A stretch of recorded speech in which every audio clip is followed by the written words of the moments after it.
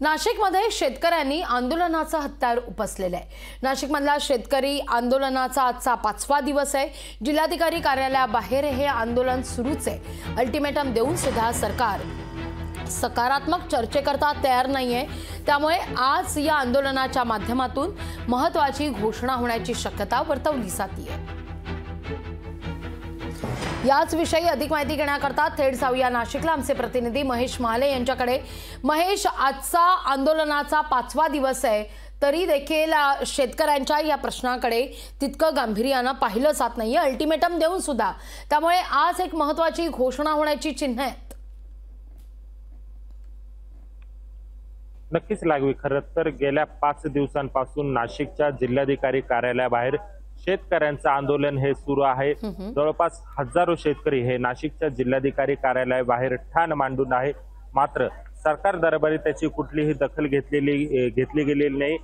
काही दिवसांपूर्वी महसूल मंत्री राधाकृष्ण विखे पाटील, पालकमंत्री दादा भुसे, आदिवासी विकास मंत्री विजयकुमार गावित यांच्या उपस्थितीमध्ये बैठक देखील घेण्यात आली होती। मात्र ती बैठक जी होती ती निष्फळ ठरलेली होती।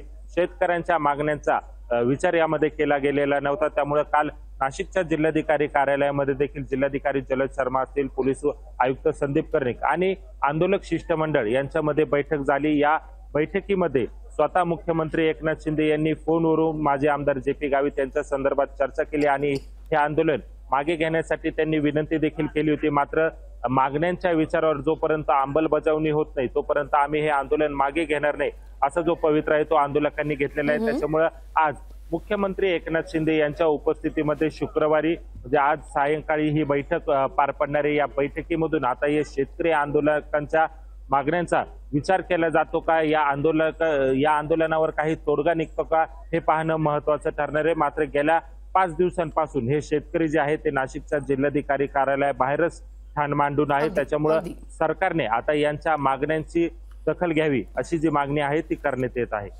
निश्चित महेश, धन्यवाद तुम्ही दिलेल्या एकूणच सविस्तर माहिती करता। लोकशाही मराठी ऐका, पहा, जागरूक रहा।